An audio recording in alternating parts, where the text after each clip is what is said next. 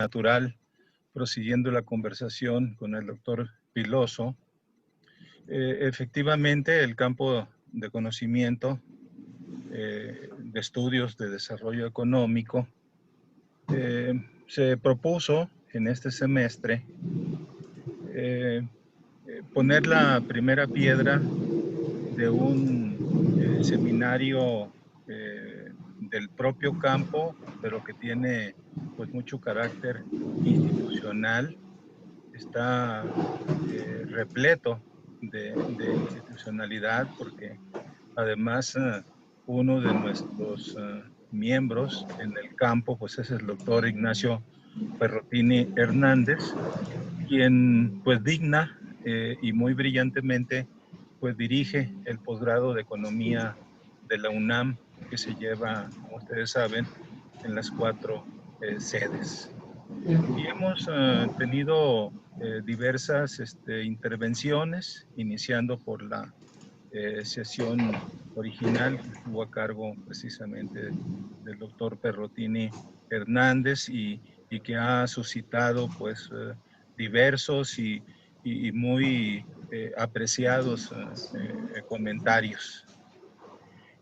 Posteriormente, pues hemos tenido la participación en la última sesión de parte de el doctor Pablo Ruiz Nápoles, quien abordó el tema pues relativo a comercio exterior y desarrollo económico en México, haciendo en este caso una glosa sobre lo que representó el Tratado de Libre Comercio de América del Norte para la economía mexicana y pues de manera eh, pues predecible abordó la reedición de ese mismo acuerdo, pero ahora en términos del TEMEC. Entonces, el día de hoy, para proseguir con esta línea de problemáticas estructurales muy interesantes para la economía mexicana, pues se encuentra una joven investigadora eh, de reciente ingreso a la Facultad de Economía de la UNAM, pero por supuesto, como ahorita nos documentará el doctor Taniguchi, con experiencias en docencia y experiencias en investigación en otras instituciones.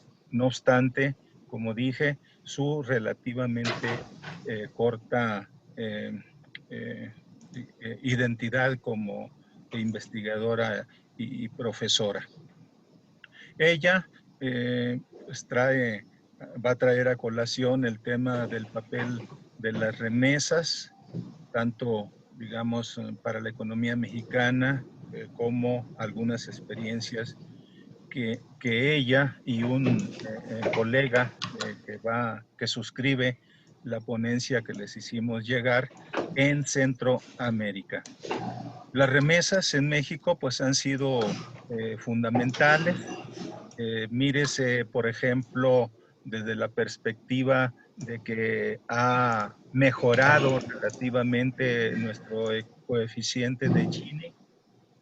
El índice pues de pobreza se encuentra, digamos, estable y tiende a mejorar más que por una intervención de política económica explícita y deliberada por parte del sector público, por el papel que juegan las remesas que entran directamente a los presupuestos de las familias mexicanas que tienen compatriotas allá trabajando, y pues ha sido fundamental para mantener nivel de consumo y una discreta actividad de inversión, ya sea mediante pozos artesianos, ya sea mediante canales, eh, algunos talleres domésticos, etcétera. Entonces, el papel de las remesas es relevante si lo queremos ver desde el punto de vista de mantener ciertos estándares en el estilo de vida, en el bienestar de las familias en México, pero en el agregado también las remesas son muy importantes para el país, para México, pero me parece que va a ser también pues una disertación muy fructífera, muy interesante para el resto de las economías latinoamericanas. Porque si nosotros partimos del viejo pero certero modelo de Harold Domar, en que la tasa de crecimiento se explica por diversas fuentes de ahorro, es decir, el ahorro proveniente de las exportaciones, el ahorro voluntario suscitado por una tasa de interés, el ahorro por operación del sector público en un país, el ahorro proveniente del sector externo en materia de endeudamiento, pudiéramos agregarle a las remesas, que aunque técnicamente no son evidentemente ahorro o como las otras categorías que acabo de mencionar, sino que técnicamente es un ingreso para el país por la exportación de servicios, en este caso personales de compatriotas radicando principalmente en los Estados Unidos, sí, digámoslo, haciendo una cierta relajación de las fuentes de ahorro, las remesas eh, se adicionan a un monto de ahorros totales con que cuenta el país y que le permiten en alguna medida pues mantener la actividad económica actuando con un nivel de demanda quizás no el deseable, pero sí muy importante para que pues la economía mexicana en este tipo de episodios como de la epidemia no se desplome demasiado en relación con otras economías. Pero pues para ello hemos invitado a la doctora Osorio Caballero y de quien el doctor Taniguchi va a hacer una semblanza biográfica y más que biográfica, académica. Muchas gracias. Déjenme buscar aquí. Todavía estoy teniendo dificultad con la plataforma de Zoom, pero vamos, ahí vamos. Compartir pantalla. Ok. ¿Alcanza a ver la pantalla? Sí alcanzamos, Sí, pero sí. si Sí, omitieras... sí la vemos. Ok, adelante. Ok, entonces la doctora María Isabel Osorio Caballero, ella estudió en la Universidad Autónoma de Barcelona. La maestría en Economía Aplicada fue en la Universidad Autónoma de Barcelona también y la licenciatura en la Facultad de Economía de la UNAM, titulada con mención honorífica. Actualmente ya trabaja en la Facultad de Economía, ya también ha trabajado previamente en la Universidad, no, Departamento de Economía y Finanzas de la Universidad de Guanajuato. Y antes de esto, su experiencia de docencia fue en la misma Universidad Autónoma de Barcelona, desde 2009. Su investigación trabaja tanto en México como en Europa y es miembro del Sistema Nacional de Investigadores del CONACYT, SNI, nivel 1.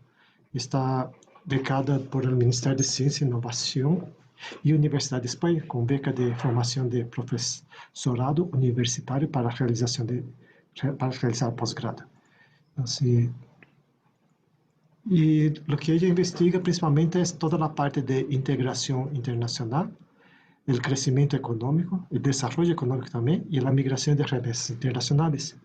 Este seminario está enfocado principalmente al tema de desarrollo económico y incluye obviamente todos esos aspectos. Perdón, se pasó. Okay. Las publicaciones que ha hecho la doctora recientemente, aquí hay una lista bastante amplia, pero principalmente es el tema de comercio entre México y Estados Unidos, el tema de la libre comercio y temas de NAFTA, TEMEC ahorita, temas de pobreza y las remesas de dinero hacia el país. Y básicamente el tema está con...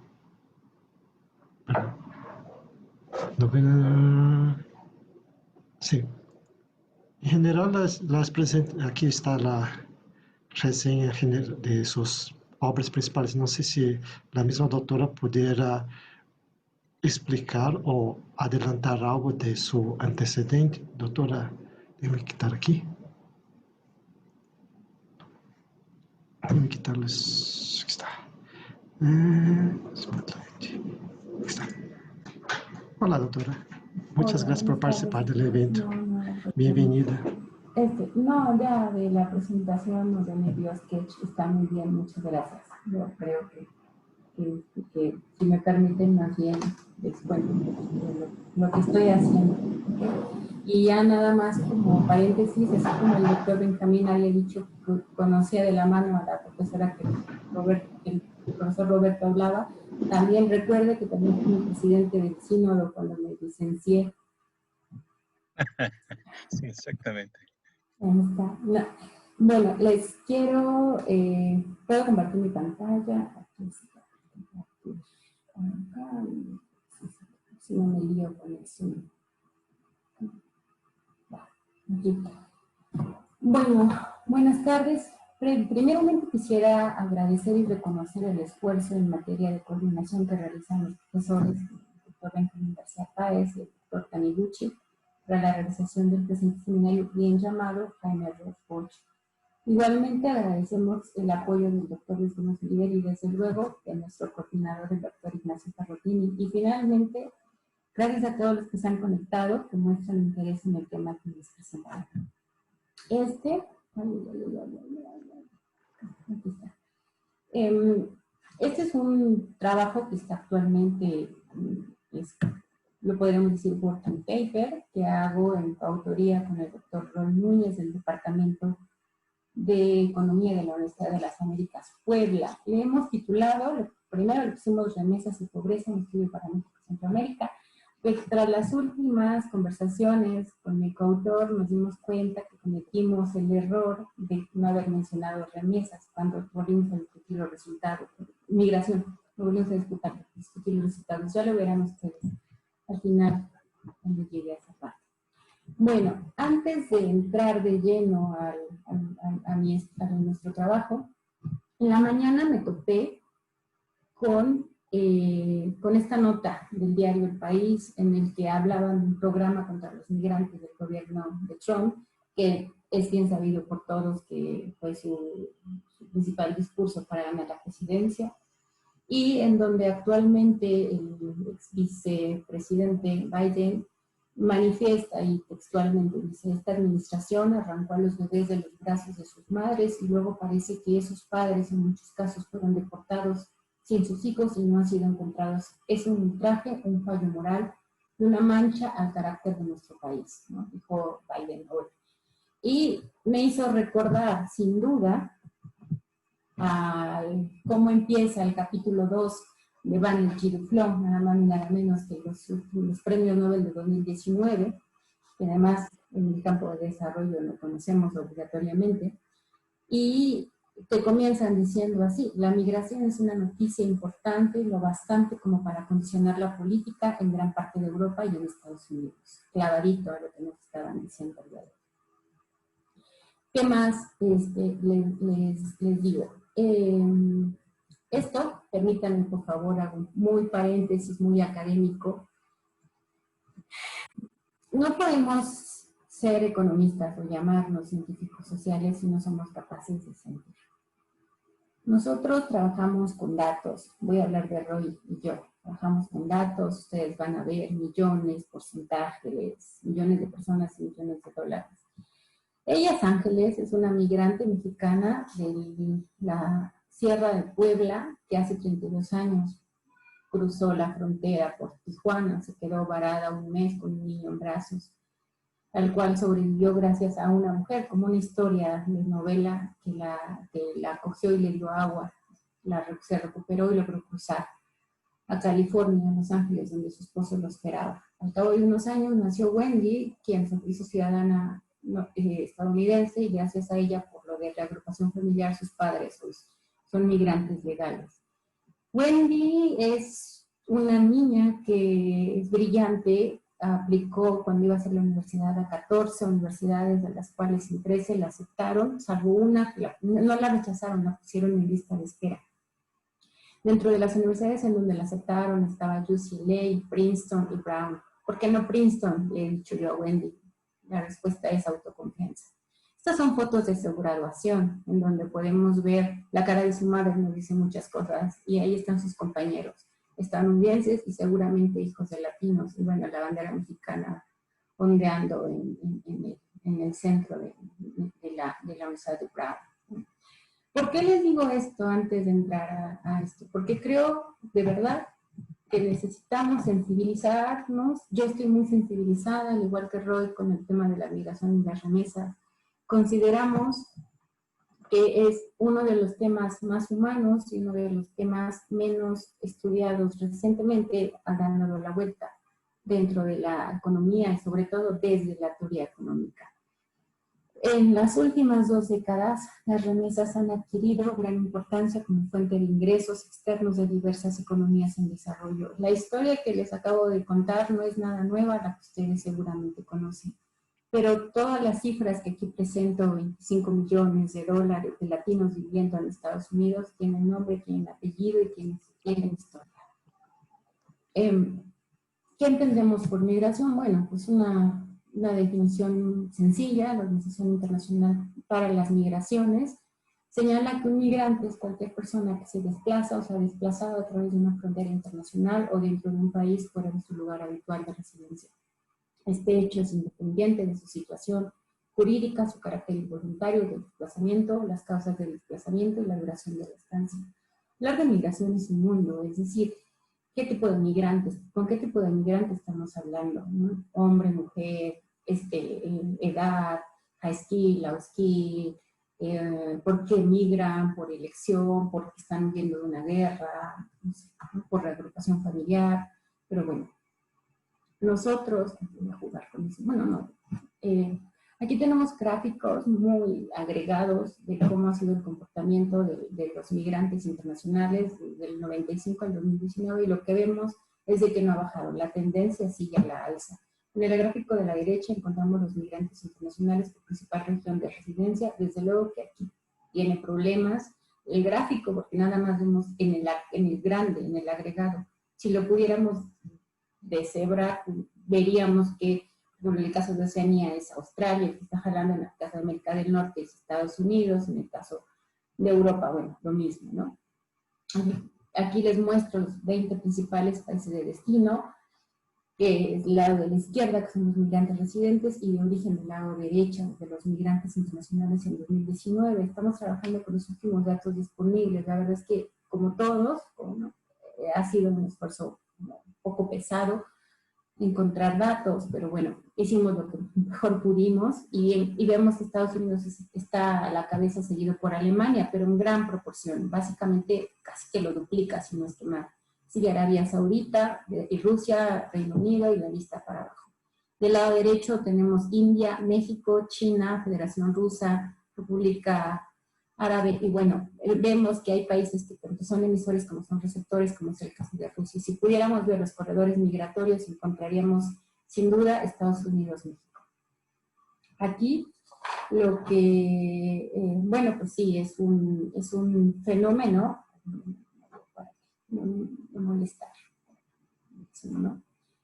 Es un fenómeno que ha crecido a lo largo del tiempo, cuya existencia en las naciones es cada vez más evidente. ¿no? A pesar de los esfuerzos y los avances en el estudio, la migración y su contraparte, las remesas, aún es necesario investigar en qué consiste, por qué ocurre y cuáles son los efectos en materia de desarrollo económico. Nosotros puntualmente queremos ver el tema en la pobreza, ¿no? Tanto de origen como de tránsito y destino. También esto es algo que nosotros no podemos capturar.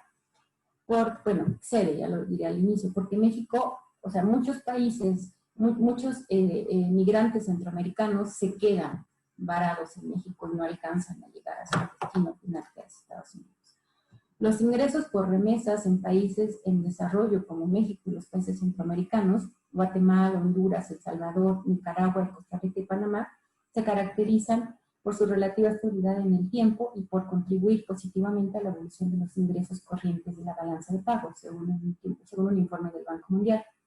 Además de que representa un considerable porcentaje del PIB. En este gráfico lo que podemos ver es cómo en el caso de Costa Rica, de México y de, ¿cuál es el otro chiquito? Panamá, se mantienen por debajo del 5%, pero esto no pasa en los demás países. Vemos que controla en el caso de El Salvador, o sea, esto supera el 20%, y en el caso, además ¿cuál es este? De Honduras también, ¿no? También se dispara enormemente. De hecho, las remesas a países de ingreso bajo y de ingreso mediano alcanzaron unas cifras sin precedentes en 2018, que el Banco Mundial estima que los flujos anuales de remesas a estos países alcanzaron los 129.000 millones en 2018. Esto representa un aumento de casi 10% respecto al año anterior, que además ya había sido un récord en 2017. En Estados Unidos había 38,4 millones de personas de origen mexicano en 2018, lo que representó un incremento de 2,4 respecto a 2017. Y también cabe aclarar que el perfil del mexicano, que tampoco de verdad excede de nuestro objetivo de este documento, pero ha cambiado. O sea, el migrante mexicano que iba a Europa era el migrante que quería estudiar. En cambio, el migrante mexicano que iba hacia Estados Unidos era el migrante laosquí, ¿no? Más el obrero. Esto, según uno de los últimos informes de la Casa de California en México, dice que esta tendencia ha cambiado en el último par de años. Ya el migrante mexicano high skill empieza a tirar más hacia Estados Unidos. Entonces, bueno, son efectos que hay que capturar también, ¿no? El Banco Mundial reporta que en 2018 las remesas a México llegaron a su máximo histórico al alcanzar 33.470 millones, lo que representa un crecimiento de 10,5% en la tasa anual. En el caso de Centroamérica, es una importante región expulsora de migrantes. Las razones, bueno, poco más de 48 millones de habitantes. 48 millones es mucho, es poco. Bueno, Uruguay son 4 millones de uruguayos. Alrededor del 9% de su población fue migrante en 2017, tuvo como principal destino Estados Unidos. Además, en 2018, esta zona recibió más de 22.000 millones por remesas. Estos recursos son muy importantes, lo que les decía en el gráfico anterior. El Salvador equivale a 21,4% de su PIB. En Honduras, el 20%, en Guatemala, 12% y en Nicaragua, 11%. Eso también lo podemos ver en este gráfico, ¿no? Y bueno, pues queremos eso, ¿no? Buscamos contribuir a identificar, caracterizar y modelar el impacto de los ingresos por concepto de remesas. Al final, como les dije, nos encontramos, porque también terminamos capturando el ejemplo de la migración también, provenientes de Estados Unidos en estos países: México, Guatemala, Honduras, El Salvador, Nicaragua, Costa Rica y Panamá, para el periodo del 80 al 2018. ¿Cómo lo hacemos? Bueno, la revisión de la literatura es muy extensa en temas de migración. Están los seniors, cuando hablamos de migración, Taylor, Starr, por ejemplo, que ya capturan, dicen que la migración y las remesas sí tenían efectos diversos, relevantes y positivos en el desarrollo. También hay quienes dicen que en asuntos de pobreza impactan, además del consumo, en la educación, porque disminuye el riesgo de que los hijos de los migrantes abandonen la escuela. En materia de salud, porque contribuye a atender las necesidades médicas de la familia. Otros han dicho que funge como un seguro en tiempos de crisis. También hay quienes señalan que profundiza la desigualdad económica entre las familias receptoras. Y hay una literatura especializada, que es aquí donde nosotros nos focalizamos, en donde habla sobre la relación entre remesas y pobreza, que ha abordado este tema, llegando a conclusiones muy variadas. Nosotros nos motivó mucho el paper de Adam Citation del 2005, en el que analizan el efecto de las remesas en una muestra de 71 países en desarrollo. Ellos concluyen que un incremento del 10% de las remesas per cápita reduciría en 3,5% la proporción de personas que viven debajo de la línea de pobreza. Ahora sí, bueno, igual en el documento hacemos un análisis lo más riguroso que pudimos sobre lo que se ha hecho para el caso de México y Centroamérica. Y bueno, los datos, aquí, a ver si por aquí lo muevo, que me deje ver. Bueno, con base en los indicadores del desarrollo mundial, del Banco Mundial, que es lo que nosotros consideramos, mostramos el porcentaje promedio de personas que viven con menos de 1,90 dólares por día para los países de Centroamérica y México. Es interesante observar que entre 1998 y 2017 el porcentaje de pobres en la región se redujo considerablemente, pasando de un 17% de la población a un 5,7%. Resalta la fuerte caída en las tasas de pobreza entre 1998 y 2007, que es de menos 9 puntos porcentuales, para luego representar una reducción moderada entre 2007 y 2017 de menos 3 puntos porcentuales. En este gráfico, en esta figura, para el mismo periodo de tiempo, desde los 80, la población que migró a los Estados Unidos como porcentaje de la población total de la región avanzó de 5,5%, que es la figura de la izquierda, que podemos ver acá, a 7,9%. Mientras que en el caso del envío de las remesas, que es lo que vemos del lado de la derecha en términos per cápita, pasó de $200 a $640 en promedio anual. Es interesante observar que en el caso del envío de remesas entre 1998 y 2007, que estamos hablando de aquí, acá, estas aumentaron notablemente alrededor de $400 adicionales, para luego mostrar una leve reducción entre 2007 y 2012 y una posterior recuperación en 2017. Y ¿qué más? Con relación, aquí, estos son nuestros descriptivos. Con relación a las medidas de pobreza que nosotros utilizamos principalmente dos, al final son tres, pero básicamente son dos. En primer lugar utilizamos el índice de pobreza, que es el Poverty Head Count Ratio, que lo utilizamos, que bueno, mide el porcentaje de población que vive con al menos 1,90 dólares al día, con al menos 3,20 dólares por día y con al menos 5,5 dólares por día. En general, que observamos que entre 1981 y 2017, 12,2% de la población de México y Centroamérica vivía con al menos 1,90 dólares por día, siendo los países con mayores índices de pobreza Honduras, con 23,6%, Honduras, Guatemala con 21,2%. Esta caracteriza, se acentúa cuando utilizamos los otros umbrales de pobreza, ¿sí? El otro umbral que consigue, bueno, o sea, es decir, el de 3,20 y el de 5,50. La otra medida de pobreza que empleamos es lo que el Poverty Gap, que es la brecha de pobreza, en donde lo utilizamos para los mismos umbrales que el indicador anterior, es decir, 1,90, 3,20 y 5,50, a fin de analizar la profundidad de la pobreza en la región. ¿Qué nos indica este índice? Pues nos permite analizar el déficit de ingresos que tiene la población para alcanzar el mínimo del umbral requerido. Así, por ejemplo, un valor de 5,3%, que es el que tenemos aquí, presente con negritas, como el observado para el promedio de la región, indica que requeriría incrementar el ingreso promedio en ese porcentaje para alcanzar el umbral de pobreza de 1,90 por día. A nivel países encontramos que Guatemala y Honduras presentan las mayores brechas de pobreza. En relación a la migración,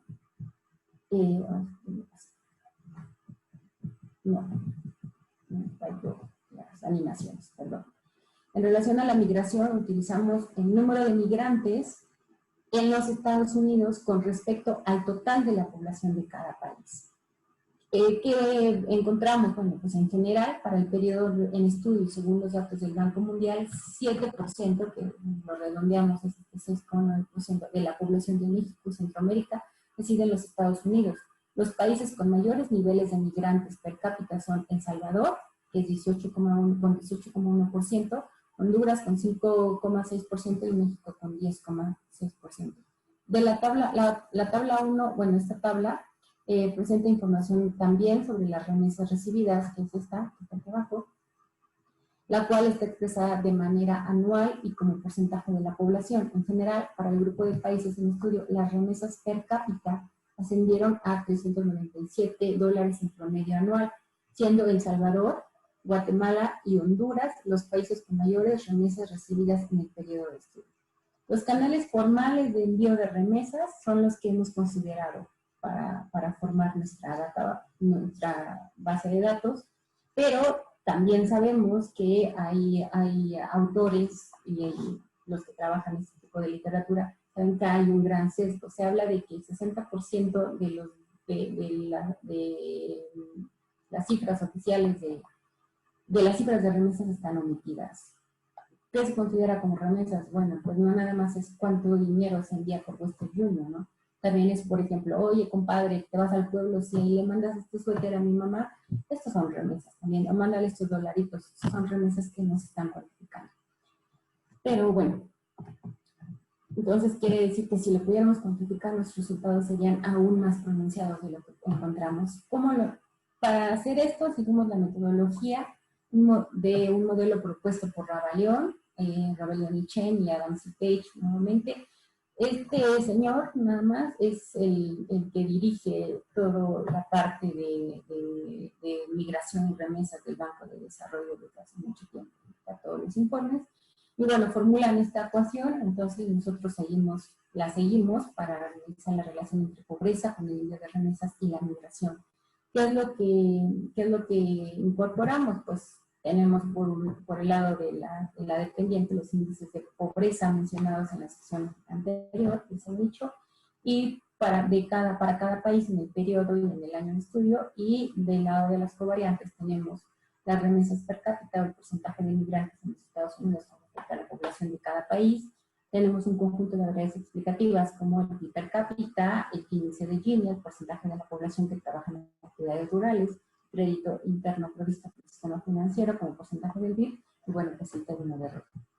Bueno, antes de esto es para analizar esta relación también es importante mencionar que esta estimación puede estar sesgada en tanto que la causalidad entre las variables dependiente e independiente no es unidireccional. Es decir, los cambios en el envío de remesas como en la migración pueden tener implicaciones en la pobreza, así como esta última puede afectar el comportamiento o el perfil de las personas que deciden migrar y por ende en el envío de remesas. Para ello la literatura sugiere una forma de corregir es a través de variables instrumentales.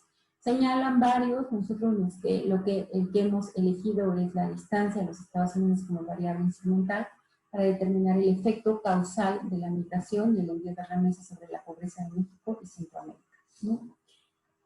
Y bueno, aquí está lo que nosotros encontramos. Este es el de variables descriptivas que les había comentado. Primero, son OLS, pues, vemos que sí sale, al menos en el primer indicador de pobreza, el índice de pobreza, sale significativo, no con las 3 estrellitas que nos gustaría, pero bueno, en el de 3,20, en el umbral de 3,20% no es significativo y no tiene el signo esperado, y en el 5,50 pues sale significativo, pero con el signo inverso al que esperábamos.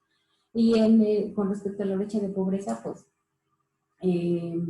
lo mismo, ¿no? Los dos el primero es significativo y con el signo esperado, pero los dos siguientes, 3,20 y 5,50 no. Esta es la tercera indicador de pobreza que nosotros implementamos, que es el poverty gap, la brecha de pobreza al cuadrado, porque al final lo que hace es toma índices de pobreza al cuadrado y saca el promedio.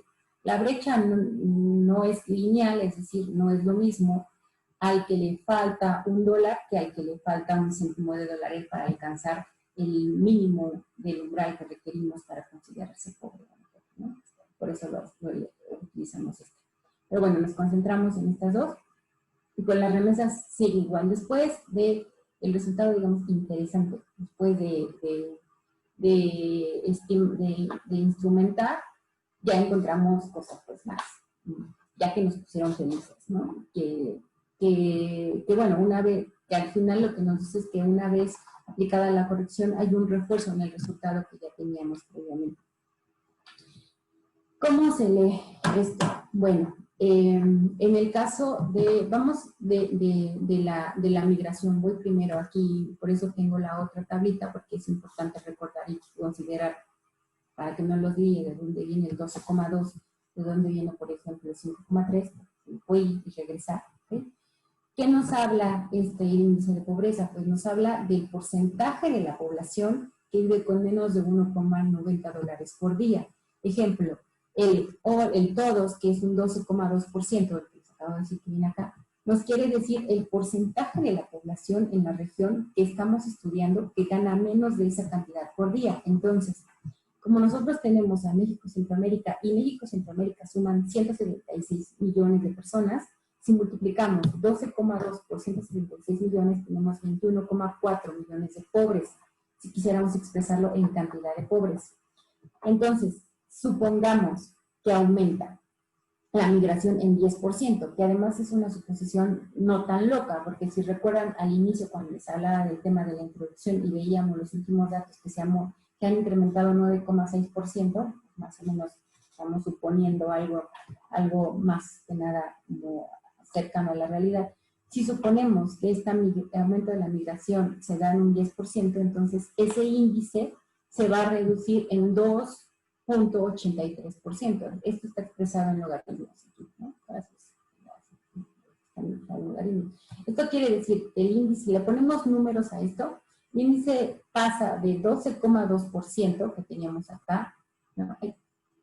Este 12,2% pasa a 11,8%. ¿Cómo lo hace? Bueno, pues es que el 2,8% de 12,2% es 0,34. Entonces, si con 12,2%, 12,2 eran 21,5 millones de personas, con 11,8 tengo 20,87 millones. Es decir, la pobreza pasa de 21,5 a 20,87. Porque tendremos una reducción de 0,6 millones de pobres. En el caso de, bueno, nada más estoy analizando esta parte, ¿no? Como el índice de pobreza de 1,90. En el caso de el poverty gap, si analizáramos esta, y este indica cuánto tendríamos que darle en dinero. Aquí eran millones de personas, aquí cuánto tendríamos que darle en dinero para alcanzar ese 1,9%. Por ejemplo, un programa de transferencias, ¿cuánto tendríamos que darle para alcanzar el umbral? Aquí lo que hacemos es multiplicar este 5,3% que tenemos del total de la población por 1,90 dólares al día por los 176 millones de Centroamérica y México, y esto nos da 17,7 millones de dólares al día. Esta sería la transferencia que tendríamos que hacer por día en la región para que alcancen el umbral de 1,90 por día por persona. Pero, siguiendo el ejemplo de que si la migración se incrementa, se incrementa un 10%, esto pasa de 5,3 a 4,75. ¿Por qué? Porque 5,3 que teníamos acá, le vamos a bajar el 5,3 menos 5, menos 0,548. Entonces nos da, igual haciendo la multiplicación, lo que nos representa es 4,7 por 1,9 por 176 millones de pobres nos da 15,7 millones, ¿no? de dólares. Esto es lo que tendría que transferirse en un día a la región si quisiéramos sacarlos de la pobreza. La diferencia entre el antes y entre el después con migración en este umbral de pobreza es 1,9 millones de dólares. Es decir, como aumenta la migración, una forma de apoyo a la pobreza es que requerimos de menos transferencia en la región para sacarla de la pobreza. Y bueno, pues ya les explico un poquito qué pasa cuando lo llevamos al cuadrado. esta lectura de lo que pasa con migración es básicamente la misma de lo que pasa con remesas. El efecto pueden decir, oye Isabel, es que es poco, ¿no? Porque lo que me estás diciendo es de que nada más en el caso de la migración, 600,000 personas dejarían de ser pobres, ¿no? Pues sí, pero bueno, ¿no? Es significativo, aquí está, y eso considerando que sería 10%, pero bueno, esto, pues, el resultado nos parece que es como robusto y además, pues sí, importante, ¿no? Es un número importante e interesante hablar de esto. Y en el caso de Poverty Gap, pues 1,9 millones de dólares, que es lo que te reduce. Lo que les decía, discutíamos Roy y yo, ¿no? Bueno, comentaba, era que por qué no incluimos el tema de migraciones en el título, sin un error, porque terminamos encontrando resultados para migración para remesa. Lo que nos llamó la atención es que el simple hecho de migrar tiene un efecto mayor, ligeramente mayor que enviar remesas, ¿sí? Igual, de cerrar esta brecha de pobreza es un poquito, ligeramente mayor que las remesas. Entonces ya solamente porque migren, pues ahí está, ¿no? Hacemos algunos test de robustez por allí, que a veces nos piden, no quiero caer en ser muy redundante con esto. Pero bueno, pues aquí está toda la econometría que pudimos haber considerado implementar.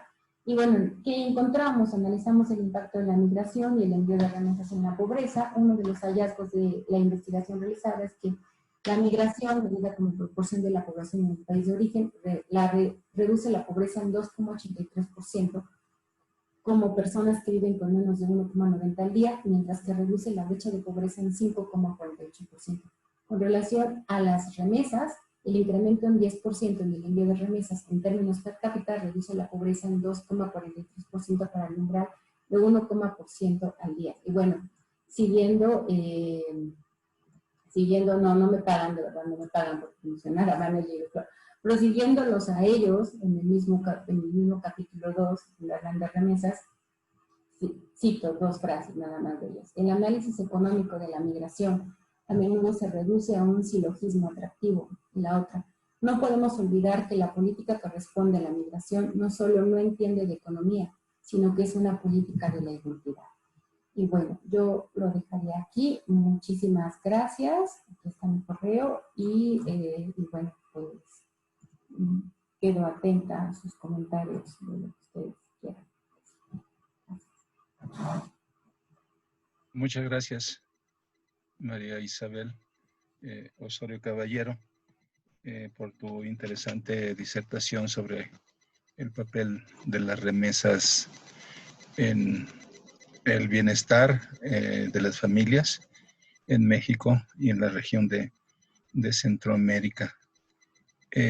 Y sobre todo cómo pudiera cubrirse o cerrarse la brecha de pobreza en algunas partes de esta región. Bien, pues le cedemos la palabra a quien quiera tomarla para abrir la sesión de preguntas y respuestas. Una cosa más, doctor Benjamín, nada más. Quisiera agradecer porque veo que mi coautor, el doctor Núñez, me está acompañando y me está dando apoyo moral. Entonces, pueden preguntar lo que quieran, ya me siento muy segura. Muy bien. Bien, pues registremos, doctor Taniguchi, Sí, las participaciones, si alguien tiene alguna pregunta o que le gustaría participar. Estoy viendo que Cristina Ambrosios tiene una pregunta. Por favor, Cristina.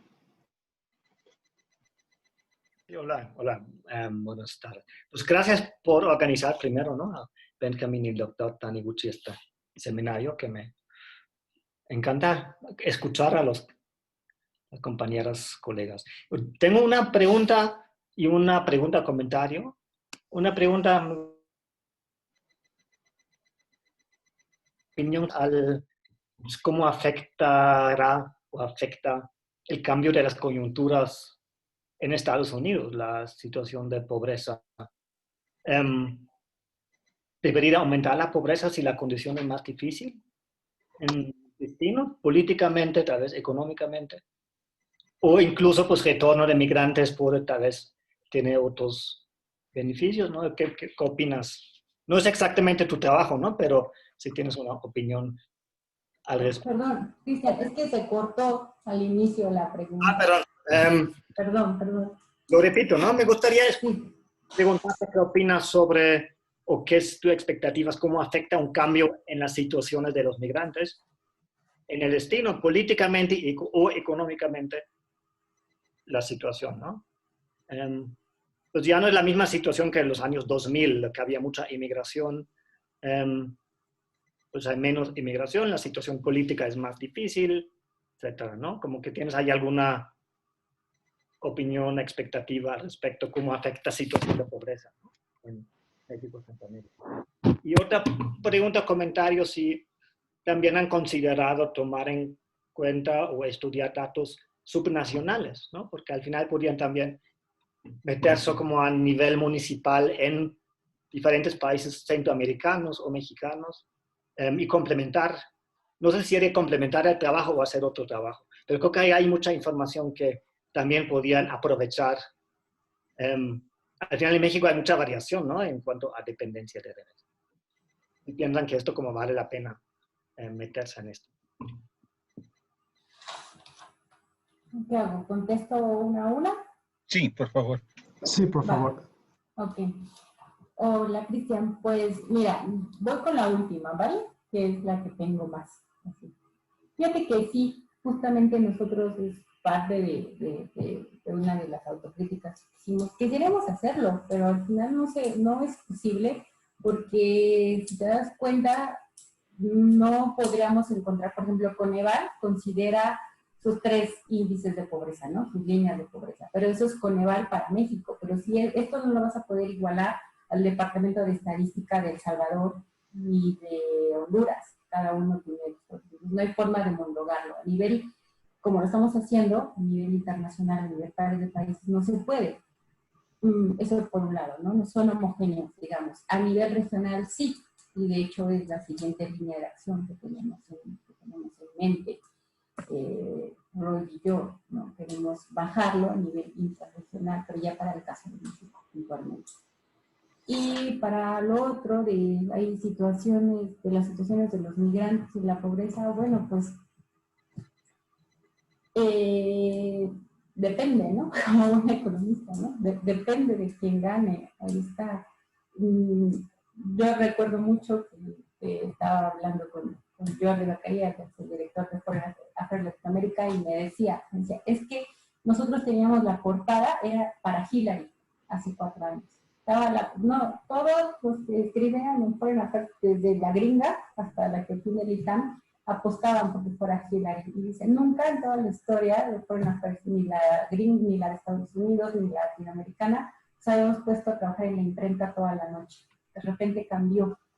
Y ya, tuvimos que cambiar la portada. Entonces, así hay que ver si llega Biden o si llega Trump, pero independientemente, también es que es un tema político el tema de la migración y no ha permitido, el discurso de Trump de hace 4 años no le ha permitido reaccionar o hacer todo lo que él prometió, ¿no? Los 45 millones de estadounidenses estaban ardientes por querer escuchar un discurso antirracista y xenófobo. Entonces, ¿por qué? Porque la parte de la estructura democrática de las cámaras de Estados Unidos no se lo permite. Entonces, el presidente no es como Estados Unidos, algo diferente que pasa en nuestro país. Si no pudo hace 4 años, aunque quede Trump, tampoco creo que logre ahora llevar a cabo todos sus planes macabros que tiene contra los migrantes, ¿no? Pero bueno, tú trabajas tema de migración, supongo que has leído igual a mucha gente como Giovanni Peri, ¿no? Stan Davis, y él se la pasa hablando, escribe en American Review y está hablando de los beneficios de los migrantes en todos los sentidos, desde el mercado laboral, los salarios, todo ese tipo de cosas. Quizás hace falta más que nos escuchen a los académicos, ¿no? Pero bueno, aquí está el discurso. Muchas gracias, doctor. ¿Alguien más se apunta a hacer la pregunta? Por favor, Robert Piloso de Ecuador. Si puedo consultar algo. Por favor. Gracias. Estamos viendo que luego de la pandemia, la inteligencia artificial tiende a introducirse en algunos procesos, como en el educativo, en los sectores productivos. ¿Cómo queda la migración respecto de las remesas en México y Centroamérica, luego de que vemos que la inteligencia artificial a través de la robótica, la digitalización, están introduciéndose en algunos nichos del mercado? ¿Cómo quedaríamos de cara al futuro con las remesas? O sea, la inteligencia artificial, ¿cómo se...? Lógico. O sea, la mano de obra calificada va a tener gran importancia en el momento que la inteligencia artificial entra a los procesos productivos y a los procesos educativos, por ejemplo, ¿verdad? En ese sentido, digo, ¿cómo queda esa remesa que sustancialmente es de mano de obra no calificada? O sea, ¿cómo quedaría ahí el futuro de las remesas? No sé si logro hacerme entender con mi consulta. Pues, a ver, usted me dice si le entiendo. Sí, que el hecho de que las nuevas tecnologías, que si esto va a afectar los empleos, que ahora ya no van a ser de migrantes laoskí. Sí, lógicamente. O sea, mi consulta va encaminada en que la mano de obra de nuestro migrante no es muy bien calificada, no es cualitativa, es un poco no calificada, se dedica a ciertos servicios en el extranjero, pero lógicamente pregunto yo, si el ritmo de la economía va hacia una digitalización, hacia la introducción de la robótica, definitivamente, ¿cómo quedan los migrantes? ¿Cómo quedan las remesas en el futuro? Si van a tener una acción preponderante la inteligencia artificial. Ya. Es que no hay una tendencia o no hay un pronóstico de que las remesas vayan a bajar. Entonces, creo que desde la teoría económica, desde cualquier modelo que nosotros elijamos desde los clásicos, siempre estamos analizando la L. Sí es cierto que la parte de la innovación y la tecnología, que es lo que usted se refiere como inteligencia artificial, está presente y está presente en todos lados. En el comercio internacional, pues cada vez buscamos incorporar mayor valor añadido, por eso no implica que dejemos de necesitar la producción de café, ¿no? Y el tema de los migrantes van a seguir. Ha venido desde antes de la globalización. Lo que tenemos que analizar son casos de estudios concretos. Es un poco lo que le comentaba al inicio. Es qué tipo de migrantes. Por ejemplo, en el caso de Europa, Turquía, por ejemplo, es un país, perdón que me salgo un poco, pero es un país que no ha podido entrar a la Unión Europea y no sabemos si lo deja entrar, pero tampoco le dicen que no, y está allí. Y una de las razones principales es, pues, porque no, es un buen escudo para que no dejen entrar, por ejemplo, a los sirios que están ahorita en guerra. Entonces, la Unión Europea dice, no, mejor no te dejo entrar. Pero, bueno, ellos, ¿por qué migran? La gente no siempre migra, hay razón, no siempre migra pues por hambre de comer pan, hay gente que migra por salvar su vida. Entonces, claro que al momento tienen que llegar y tienen que trabajar.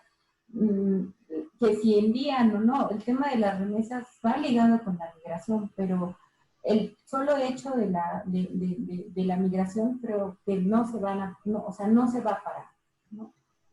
También hay estudios que dicen, de hecho, hace muchos años, hice algunos sobre la parte del MENA, del medio este y norte de África. Nosotros lo que identificamos era en qué se gastaban los migrantes las remesas. Entonces era muy curioso porque, por ejemplo, Túnez y Túnez Francia no se puede explicar sin Túnez, y por ejemplo los turcos, Alemania no se puede explicar sin Turquía. Pero entonces ellos lo utilizan para la agrupación familiar y así, pero por ejemplo en el caso de los egipcios lo utilizaban para aumentar la educación. Y en el caso de, me parece que era de Argelia, lo utilizaban las remesas para hacer mezquitas. Entonces, pues, no podría darle una respuesta de qué es lo que va a pasar, porque depende de qué tipo de casos estuviéramos a analizar. Le acabo de comentar lo que pasa con el último informe de la Casa de Cálculo en México, donde dice que el perfil de los mexicanos está cambiando. Pues es importante que ya identificaron el cambio. ¿Cuánto tiempo? ¿Cuál va a ser la tendencia? Pues no lo sabemos. Creo que esa es la magia de la economía, ¿no? Que los físicos analizan la caída de la manzana a la misma velocidad hace 100 años que ahora, y nosotros intentamos analizar la población y cuando queremos ya conocerla, ya nos cambió. Pero bueno, pues nada, estar atentos de ver qué es lo que pasa, no esperábamos una pandemia, pues aquí está. Creíamos que las remesas iban a detener y para nada, las remesas se incrementaron, menos en la región de México y Centroamérica. Muchísimas gracias. De todos modos, es importante considerar las megas tendencias, cómo impactan realmente en variables como la migración y la remesa. Yo creo que es un tema de análisis. Muchísimas gracias, maestra. Muchas gracias. A usted. ¿Alguien más les gustaría preguntar algo? Bueno, aprovechar. Sí, Nancy también tiene. Gracias. Nancy, por favor. Sí, gracias. Buenas tardes, Isabel. Doctora Osorio Caballero.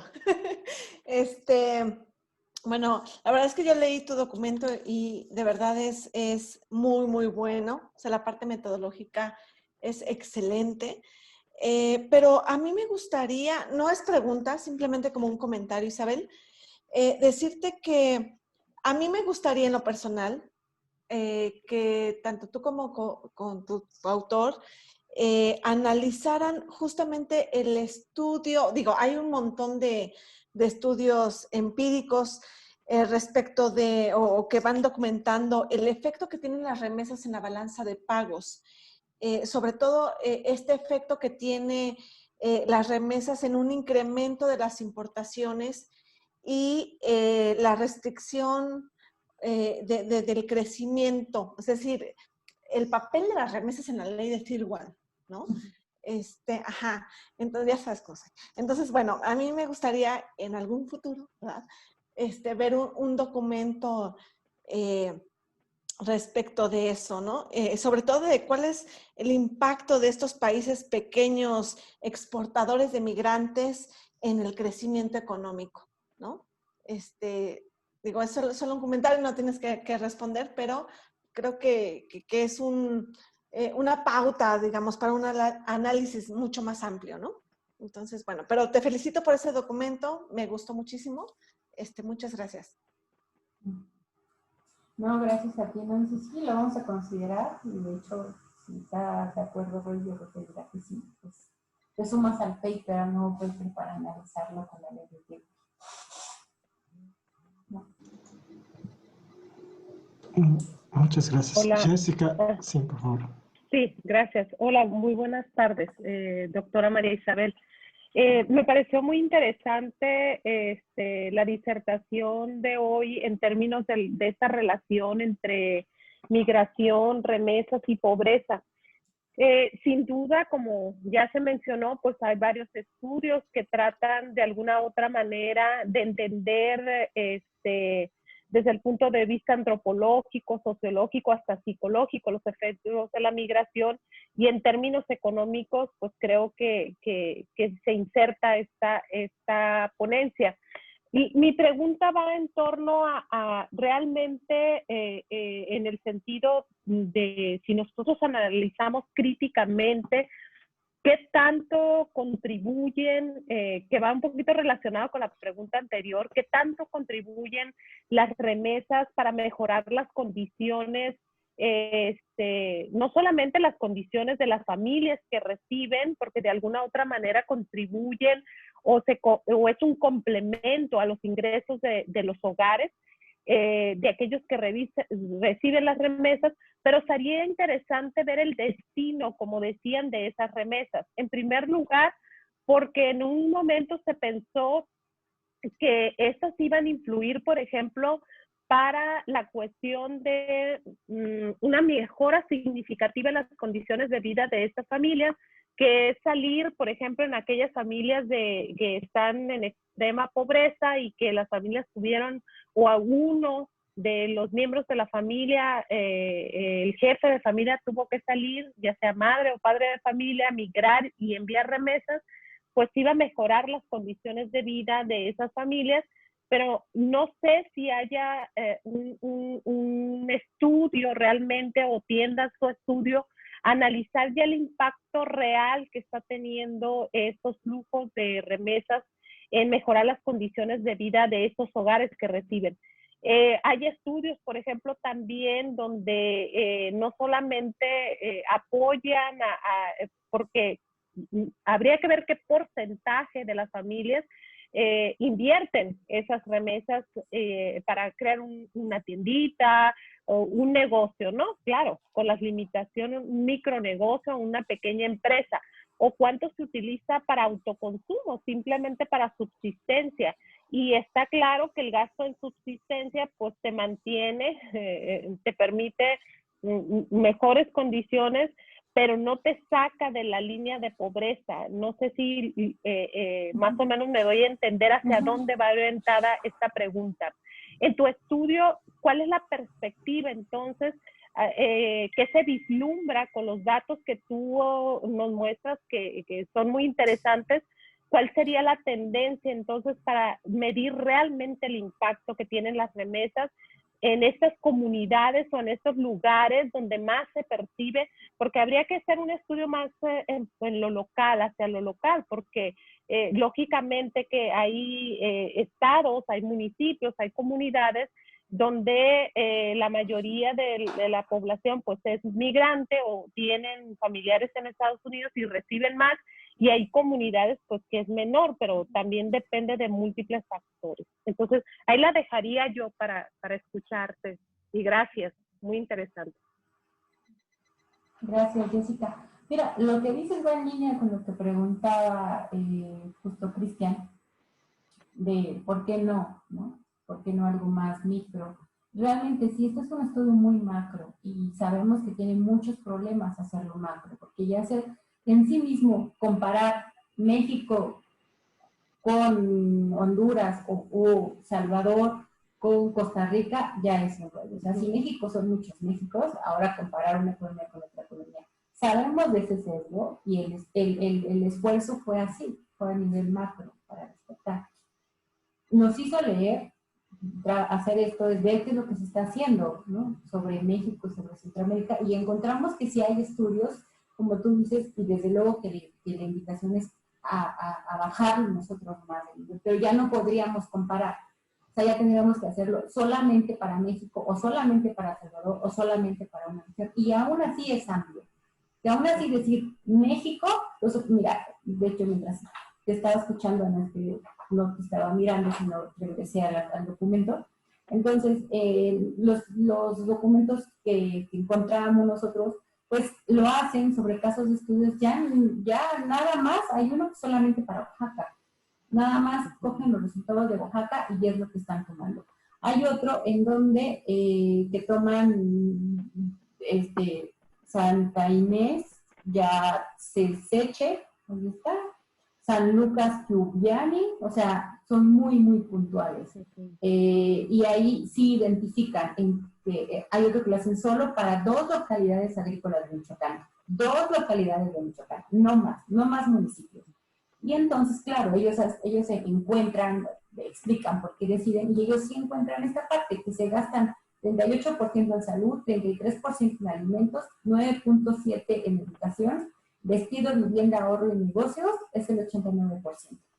Y lo demás, el 68%, y bueno, pues sí, ¿no? Más o menos es lo que están diciendo. Creo que más o menos es lo que tú te gustaría, pero bueno, hay muchas ideas que tenemos, hay muchas ideas. De hecho, Roy lo invitaron y ya me invitó y ahí para hacer algo con la Universidad de Race.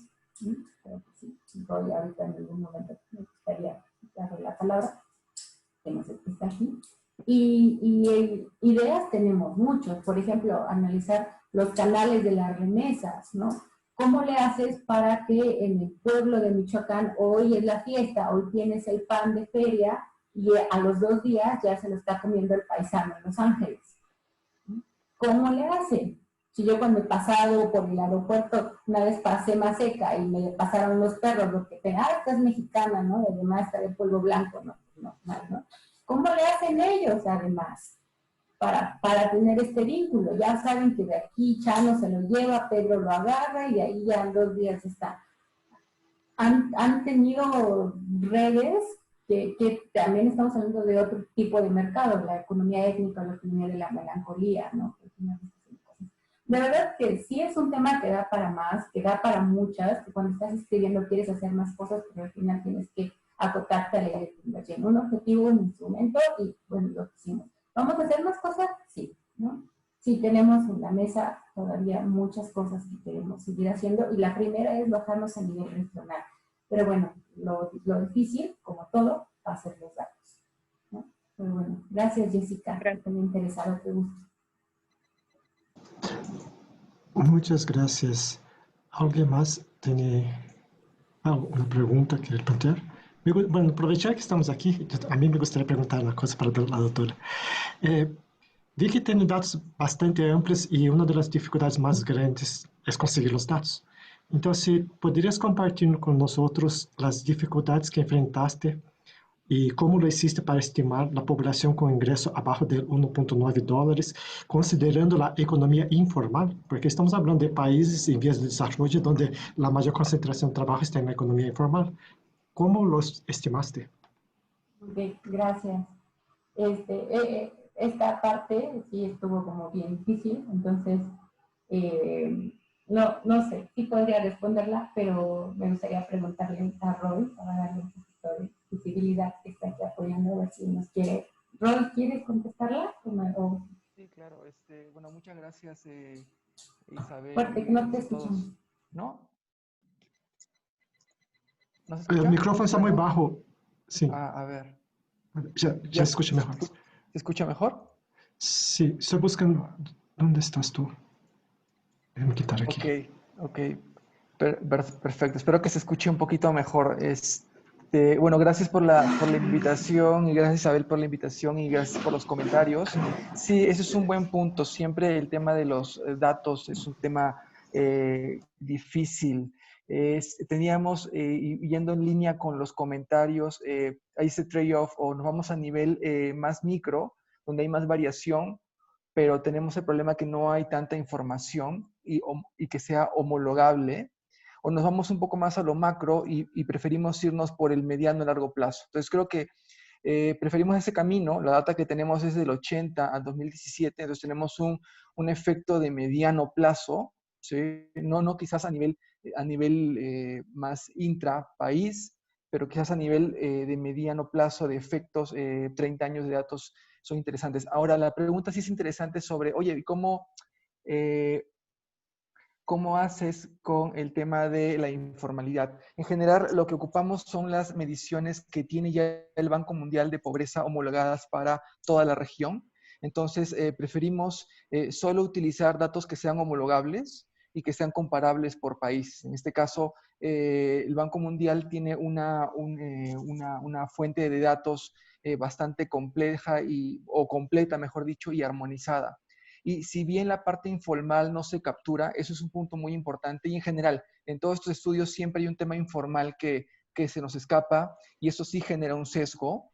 Lo que podríamos decir para tratar de salvar esto, y lo que decimos siempre es, oye, encontramos un efecto de hacia arriba, es posible que el efecto aún sea mucho mayor. Estamos encontrando un efecto aún con las limitaciones del tema informal, el tema de las remesas, pero el efecto que encontramos es aún así considerable. Creo que, y ahí ya pasar al tema de recomendaciones de política, creo que el tema de incrementar canales de formalización, tanto en migración de personas como en el envío de dinero, va a ser súper importante para tener un mejor dinero de la cuantificación. Por ejemplo, si queremos ver temas de balance de pagos o cualquier cosa, pues cuánto se va por canal informal es una cantidad muy grande. Entonces, si hay un tema de sesgo ahí.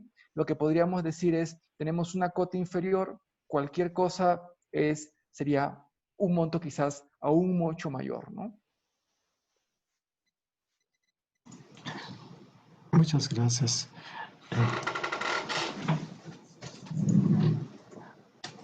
Parece que Claudia quería comentar algo. Ah, no. Levanto la mano, pero... Okay. ¿Alguien más les gustaría hacer alguna pregunta o participar?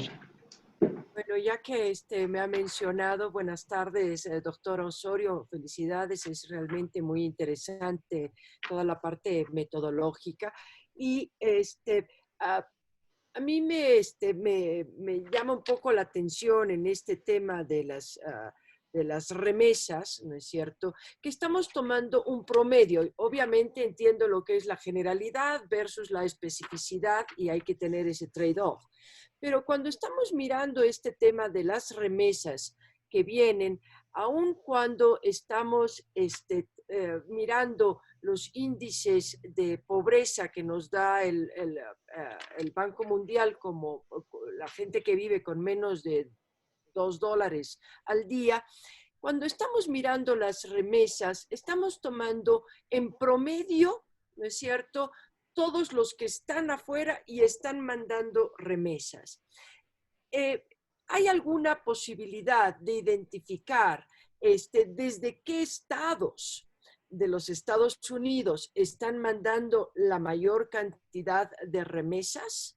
¿O solamente estamos agarrando los números macro?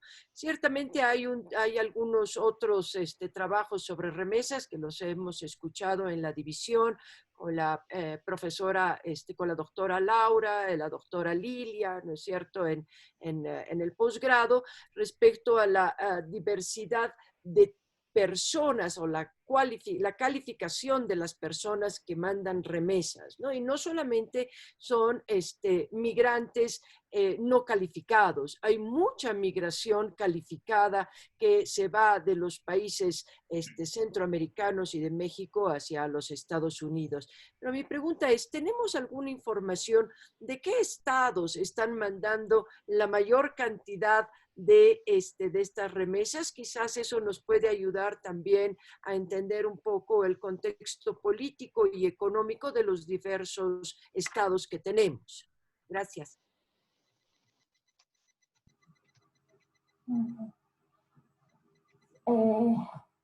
Igual, gracias por el interés.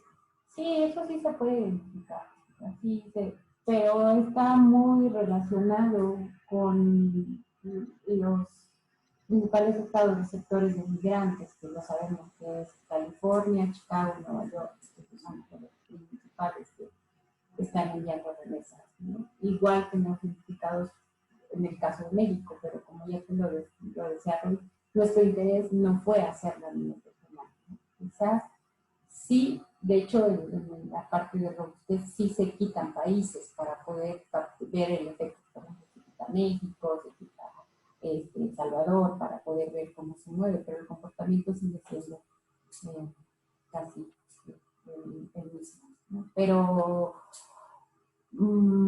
todo nos indica, ¿no?, que tenemos que hacerlo más regional. Gracias, Claudia.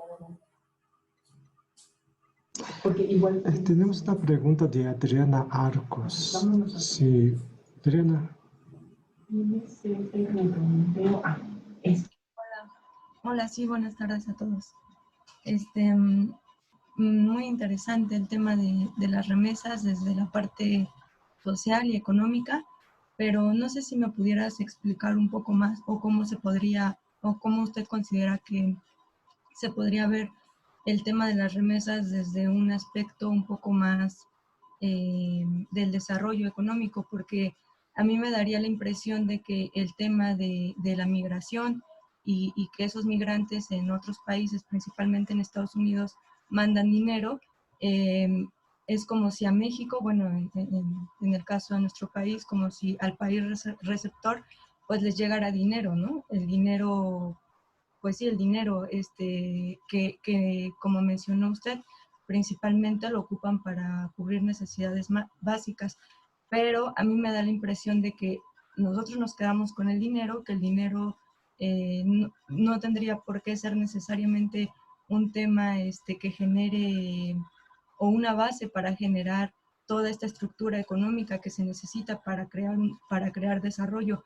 Y contrario, me da la impresión que los migrantes que se van a Estados Unidos o a otros países, a Europa también, pues además de la mano de obra que se exporta, pues tienen como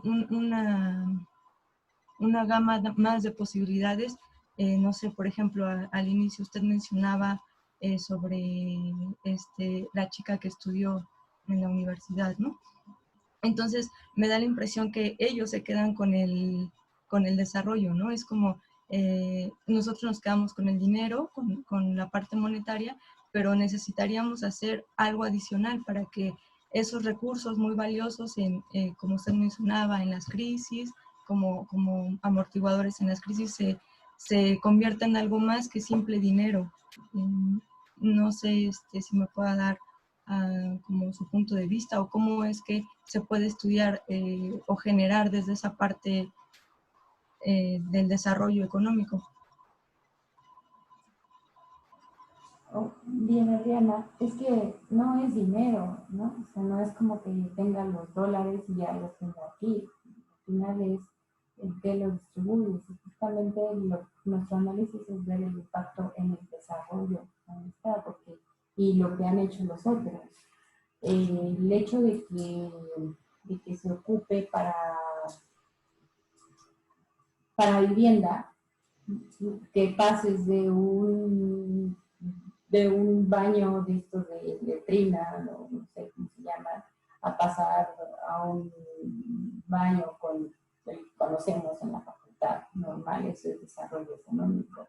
O el hecho de pasar de poder desayunar, no sé, chocolate de agua, a tomar, a que los niños puedan tomarse el chocolate con leche. Esto se ve reflejado en los libros de nutrición infantil. O el hecho de que la abuelita pueda comprarse sus pastillas para cuidar la hipertensión del corazón, porque antes, tú sabes que antes el Seguro Popular y aún el Seguro Popular no es, la educación no era universal para el caso de México, sino que ahora la mamá inmigrante puede vivir unos años más, puede comprarse la pastilla de esto, pues también eso es desarrollo. Que puedan estudiar más los niños también, ¿no? Que puedan terminar la primaria también es desarrollo. Entonces, el impacto de cómo se gastan estos dólares que tú señalas aquí es desarrollo económico. Sí, creo que me refería un poco más a largo plazo. No me di a entender muy bien. O sea, en el largo plazo podríamos considerar que todo eso es, no sé, permanente, porque pues las condiciones económicas cambian y no siempre se tienen los niveles de remesas que se reportan, ¿no? En este año, pues en máximos históricos. O sea, en el largo plazo también podríamos decir que hay una base suficientemente fuerte para que sea en el largo plazo ese desarrollo. Pues se ha venido dando. Hay localidades, yo le propuse a Roy, entre tantas cosas que le propuse de querer hacer, yo pienso mucho en un pueblo, el Yúcar de Matamoros, Puebla, ¿no? Que es una localidad, un municipio hecho de migrantes, o sea, donde todos migran, y en nada el índice de desarrollo, no me lo sé, pero se ha incrementado. O sea, en 15 años pasó que la gente tenía casas, pasaron de casas de adobe a de lámina, casas, no sé, se ve. Y esto es un impacto en el mediano y en el largo plazo, que se ha visto. Claro que ahí hace falta, el gobierno lo que ha hecho es, en lugar de aumentar el destino de las transferencias, es como, bueno, pero es que los migrantes aportan mucho, entonces, como, pues nada, porque ellos mismos se cooperan, se juntan, hacen sus cuotas, y pues ellos mismos pavimentan sus calles. ¿Qué más hay? ¿Qué más quieren los migrantes? Los migrantes quieren que los hijos que se quedaron, no solamente que la hija que se quedó no solamente tenga su fiesta de 15 años, donde invita a todo el pueblo, lo que quiere es que su hija estudie lo que él estudió. Y esto es un efecto de largo plazo, porque está enviando dinero para ese tipo de cosas. ¿Qué es lo que quieren además? Pues bueno, cosas como ese, ¿no? Que la mamá ahora tenga su casita y que ya no se le termine el agua porque tiene láminas, entonces le manda a hacer la casita. Y además manda a hacer su casa con la esperanza de que cuando él regrese tenga su casa hecha. Aquí. Sí, muchas gracias, doctora. ¿Alguien más? Carlos Santana está pidiendo turno para preguntar. Carlos. Bueno, muchas gracias, doctora Osorio Caballero. Mi pregunta va en relación con uno de los últimos textos que hizo el doctor Ross, que es algunas tesis equivocadas sobre el estancamiento económico en México, en donde particularmente su trabajo me salió al tema 2, que habla sobre la presencia de los salarios mínimos en la economía mexicana como un proceso que promovió el estancamiento en México. No sé si en el estudio también se pudo revisar la presencia de salarios mínimos en los demás países, y la pregunta sería, ¿cuál sería para usted una política necesaria para toda esta región geográfica para promover o retomar un poco la senda del crecimiento? Gracias, Carlos.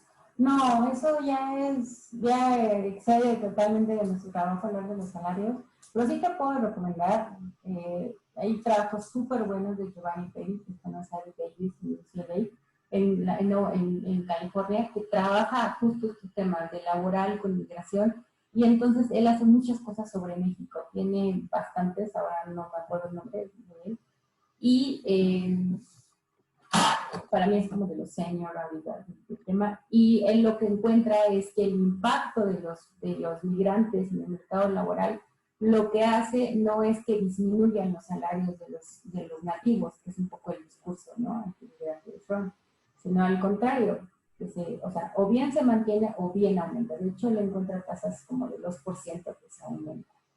Entonces, bueno, pues ya en sí mismo eso es otra cosa, cómo lo hace con un modelo de equilibrio general, en donde calibra datos, y pues ahí está, ¿no? Y está muy bonito, pero de verdad eso es otro tema de lo que está ahí. De política, pues un poco lo que ya había comentado Ross, ¿no? Pero además, pues el migrante sigue siendo como un número, y al final se olvidan y se violan muchos de los derechos humanos que están por detrás, ¿no? Por ejemplo, en el tema de los asylum seekers, ¿no?, que en el caso nada más de la Unión Europea, ya ni quiero hablar del caso de México, pero en 2019, para darte un dato de las cosas que creo que debemos de puntualizar o de incentivar desde la academia a los hacedores de política económica, 2015, 1.323 millones aplicaron para ser así refugiados, ¿no?, de asilo. De esos 186,000 fueron revisadas y solo 26,000 fueron aceptados. En el caso de Estados Unidos, no tengo exactamente las cifras porque no hacemos cosas de refugiados, no ahorita, pero son situaciones alarmantes. La noticia con la que se perdió el país en la mañana de los niños, que además no saben ni dónde están sus papás porque los mandaron, y bueno, ya se tiene un discurso político y pobrecitos, ¿no? Ya se dan a la mano de Dios. No sé, creo que es como urgente, es el objetivo corto que nos queda para primeramente buscar políticas que salvaguarden los derechos humanos, y desde luego pues son condiciones que tienen que brindar protección en el mercado laboral, ¿no? Y bueno, pues sí, tener un control de quién va, dónde va, ¿no?, dónde está los migrantes, tanto para el país emisor como para el país receptor, porque también es importante qué tipo de migrantes tienes. Ah, ya. Bueno, estimado Taniguchi, quisiera tomar la palabra. Totalmente, por favor, adelante. Bueno, comentarle a Carlos Santana, es difícil, en verdad, no abre para un mexicano no aprenderse el nombre de Carlos. Pues va a estar Norma Samaniego el 26 de noviembre y su tema pues tiene que ver con la evolución de los salarios mínimos en México, qué tanto contribuyen a satisfacer las necesidades existenciales en los hogares mexicanos y qué tanto pues es una razón para, dado su nivel, es una razón para pues complementar o suplementar los ingresos familiares mediante otros mecanismos. Algunos de ellos, pues por conducto de la informalidad, pero pues dentro de la informalidad también hay algunas otras actividades que no son, digamos, correctas, ¿no? Poniéndolo en esos términos. Así que, pues debe de ser una buena expectativa para todos nosotros escuchar a la doctora Samaniego el 26 de noviembre. Quisiera hacer una extensión para preguntar tanto al doctor Ruy como a la doctora Osorio Caballero. Ahorita que se hablaba sobre, digamos, los datos que tenemos para hacer trabajo empírico. Es cierto que México pues tiene una gran frontera con los Estados Unidos, que es muy porosa y que además pues es escenario de intercambio de cierto tipo de bienes. Pero dejando, digamos, esa situación un tanto al margen, pues un ciudadano promedio como yo, pues consideraría que en la medida en que los flujos electrónicos, ¿no? Están pues operando y que inclusive pues hay una fuerte competencia entre pues los negocios comerciales que se disputan el envío de remesas, si ello no vuelve fundamentalmente confiables las estadísticas, los datos sobre el flujo de remesas de Estados Unidos hacia México. Y asociado a ello, nosotros pues estamos acostumbrados cuando queremos incorporar al análisis económico las remesas, pues siempre recurrimos a las cuentas, a los registros del Banco Central de México. Precisamente porque son, digamos, pues ahora sí que la contrapartida de las exportaciones de mano de obra hacia, en este caso, a los Estados Unidos de manera fundamental. Entonces, ellos, en la medida en que son pues estos flujos electrónicos que atraviesan estas transacciones, pues son bastante confiables desde mi punto de vista. Ahora, con todo el grado también de pérdida de confianza a la encuesta o a todo tipo de encuesta, pero quisiera referirme a la de ingreso-gasto de los hogares mexicanos. Allí lo que se dice cada vez que se levanta esta encuesta, pues es que fundamentalmente el ingreso o los receptores de remesas pues lo destinan a el consumo, lo cual es bastante explicable, dada pues la carencia de empleo o de buenas remuneraciones a los empleos que existen en nuestro país. Pero siempre, digamos, la encuesta pues se desliza a qué tipo de, a qué otros casilleros destinan esos ingresos. Y entonces, pues no nada más es consumo o no nada más son fiestas para efemérides familiares, sino que son para, como comentaba en un principio, para algunos sistemas modernos a escala, por supuesto, muy baja, pues para el riego de las tierras, el riego de huertas que tengan inclusive en el patio trasero, ¿verdad? De sus predios donde viven. También comprar pues estas máquinas que les permiten pues extraer jugos, extractoras de jugos, creo que esa es la definición correcta. También invertir en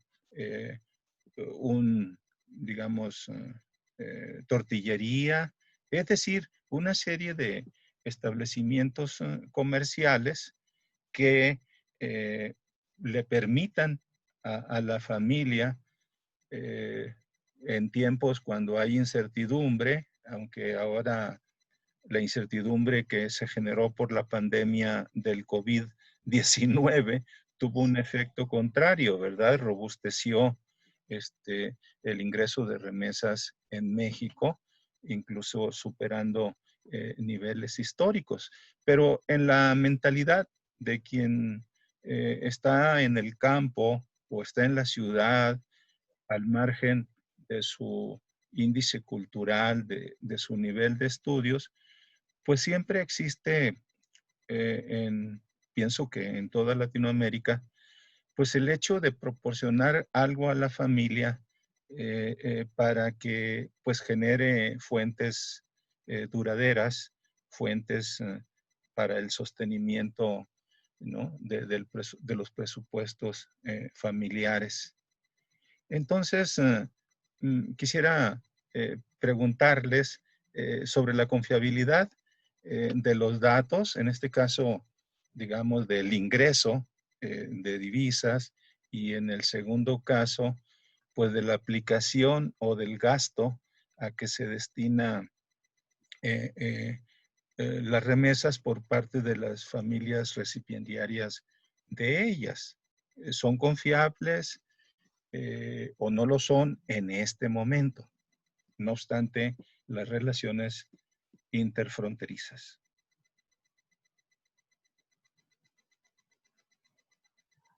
Ok, bueno, doctor Benjamín, muchas gracias por la pregunta. Espero que se me escuche, no sé si, espero que sí. Bien, sí, es muy interesante lo relacionado al tema de cuál es el grado de confiabilidad. Bueno, las fuentes de remesas que utilizamos pues provienen de los bancos centrales de los países en estudio.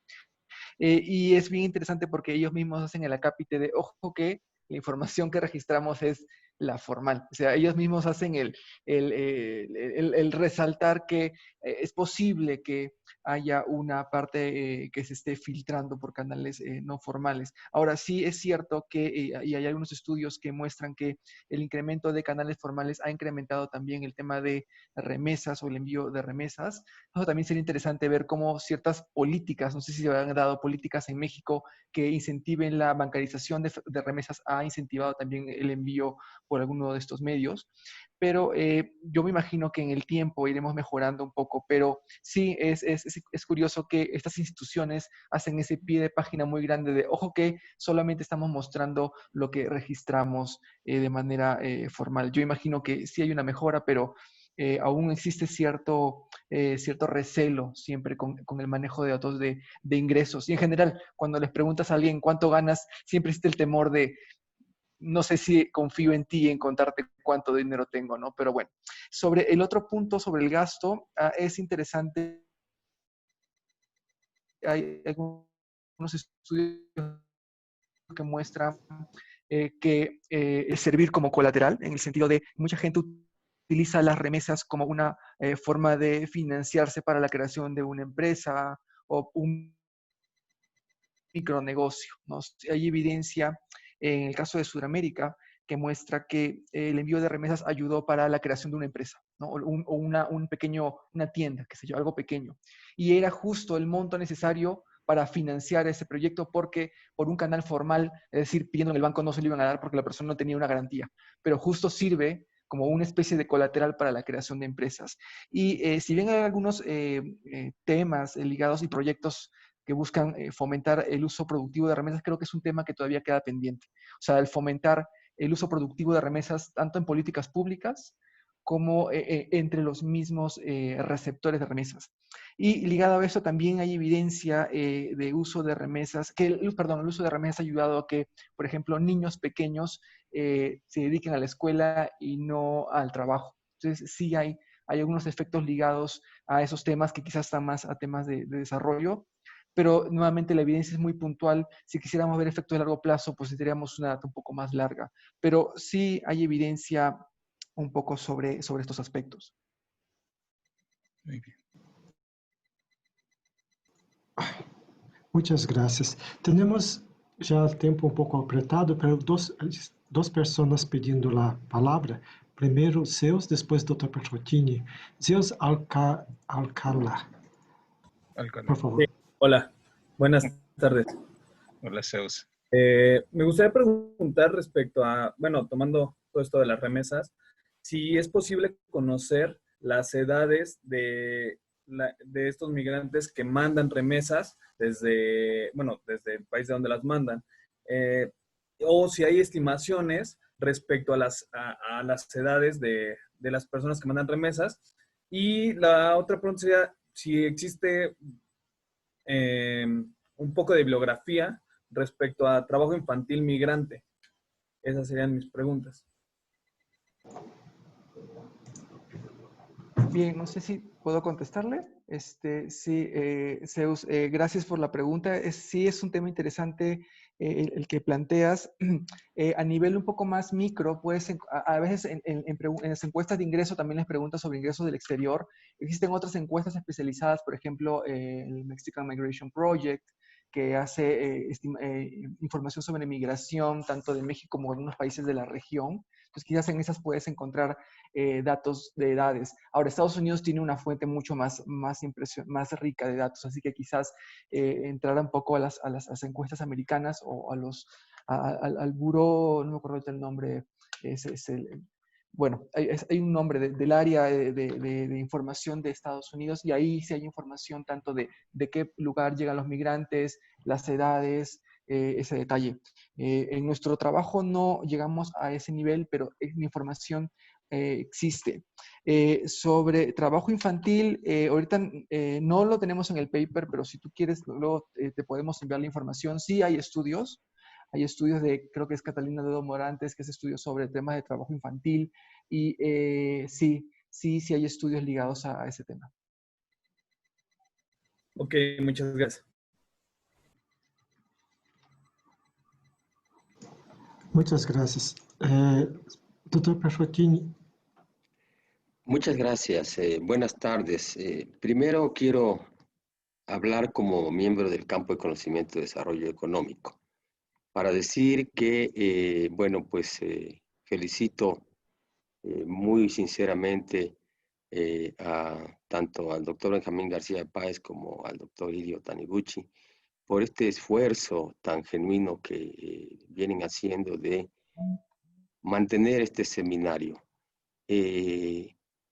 Lamento que no estén presentes todos los miembros del campo de conocimiento, que deberíamos estar, pero me regocijo mucho de ver que sí están presentes mis colegas jóvenes del campo de conocimiento, y eso creo que nos anima a los que pues tenemos ya mucho tiempo en el posgrado, como Benjamín y yo, a no claudicar, a continuar, porque algún día vamos a lograr que este seminario consiga nuclear a todo el campo de conocimiento y que sea un ámbito de reflexión académica pues libre, veraz, y que pueda tener la utilidad que se espera que deba tener un campo de conocimiento y desarrollo económico para el país y para los jóvenes. Y bueno, pues mis felicidades. Y desde luego, pues yo quiero también extender mi felicitación para María Isabel y para Roy, porque nos han presentado un trabajo muy rico, muy pertinente, muy actual. Es un problema contemporáneo que requiere pues muchas cualidades para investigarlo, porque el tema de migración tiene muchas aristas, ¿no? Me quiero referir, y lo que yo voy a decir no son preguntas, ¿no? Quiero hacer un comentario, lo que me inspira este artículo, que por cierto agradezco que Isabel me lo haya enviado un poco antes y lo pude leer. Y bueno, lo primero que quiero decir a este respecto es que yo no me atrevería a sugerirle a Isabel y a Roy que cambiaran la línea de investigación, ¿no? La migración no es un problema micro, es un problema macro. Claro que tiene manifestaciones micro, pero es esencialmente un problema macro. La gente que migra, el grueso de la gente que migra, no es una decisión microeconómica, ¿verdad? Que quieren irse a pasear y a conocer otros países. Emigran porque evidentemente hay un fracaso de la macroeconomía. Es un problema macroeconómico. Y desde luego, esto no significa que, digamos, desagregar la investigación para ir a niveles micro, municipios, pueblos, calles, barrios, domicilios, pues no tenga algo de interés. Pero yo me pregunto, ¿de veras encontrarían algo diferente que lo que han encontrado con esta investigación macro tan interesante? Yo creo que en lo esencial los resultados no serían tan diferentes, más bien lo que se encontrarían serían dramas humanos, tragedias familiares, como experiencias, pues, digamos, a nivel familiar, de un hogar, de individuos que han mejorado marginalmente su situación. Y de pueblitos donde, pues, ha mejorado la cosa pero es otra vez resultado del fracaso de la macroeconomía. Si ahora en el pueblito o en la ranchería hay calle pavimentada, luz eléctrica, agua potable, en lugar de letrinas hay WCs, ¿es resultado de qué? Pues de que falló la macroeconomía, que hay un problema macroeconómico profundo ahí. Miren, yo en alguna ocasión tuve que hacerlo porque me invitaron a trabajar en una investigación de una evaluación del programa de Cajas Solidarias, el programa federal de Cajas Solidarias. Y recorrí buena parte del país para hacer el trabajo de campo. Encontré muchas historias, pero traigo a cuento una que es verdaderamente dramática. En un lugar en la Sierra de Durango, donde había una caja solidaria, la pobreza era tal que los ricos del pueblo eran ¿quiénes? Pues la familia del comisariado ejidal. Y la única diferencia de ingreso que había entre esta familia y el resto de los pobladores es que en la casita tenían una pequeña farmacia que atendía a la ama de casa. Y la señora me dijo que quería hablar conmigo aparte de la reunión con todo el grupo de ejidatarios y los beneficiarios, entre comillas, de la Caja Solidaria, porque quería contarme algo. Y el drama era que el padre quería que el hijo pequeño emigrara a los Estados Unidos a alcanzar al hermano mayor. Y el hijo no quería emigrar. Evidentemente, este era un pueblo así estilo Comala, donde no había ningún futuro para ese joven. Pero la razón por la que el niño no quería emigrar es porque el padre se había caído del caballo y tenía la columna vertebral lastimada y tenía que cultivar la parcela. Y el hermano menor, el niño, le ayudaba. y estaba entonces en una situación de veras de una tragedia griega. Sabía que emigrar era el futuro para él, pero era abandonar a la familia. Y quedarse era renunciar a evolucionar en la vida. Ese tipo de tragedias están en todo el país y están en todos los países que expulsan mano de obra. Es verdaderamente terrible y muy complejo, y por eso yo celebro mucho que Isabel y Roy hayan hecho una investigación de esta naturaleza. El problema es macro y hay que ir a las causas de ese problema de la migración. Sí, ciertamente hay beneficios marginales que son bienvenidos, que además, si consideramos que la macro no va a cambiar, por lo menos no en el tiempo que debería cambiar, a la velocidad que necesitamos que cambie, pues la única alternativa de mejoría en el bienestar de estas personas es la migración. Pero ningún país ha salido del atraso económico, ni ha resuelto los problemas que la teoría clásica del desarrollo planteó para estos países, ¿no? Por ejemplo, la insuficiencia dinámica de la que habla Prebisch, o el problema de exceso de mano de obra del que habla Lewis. Ninguno de estos países ha salido gracias a la migración. Al contrario, Turquía no ha salido de la miseria por haber enviado turcos a Alemania. Otra línea de investigación interesante podría ser, ¿quién se ha beneficiado más de los migrantes? ¿El país que expulsa la mano de obra o el país receptor? Alemania estaba en un verdadero dilema antes de que migraran los turcos, ¿verdad?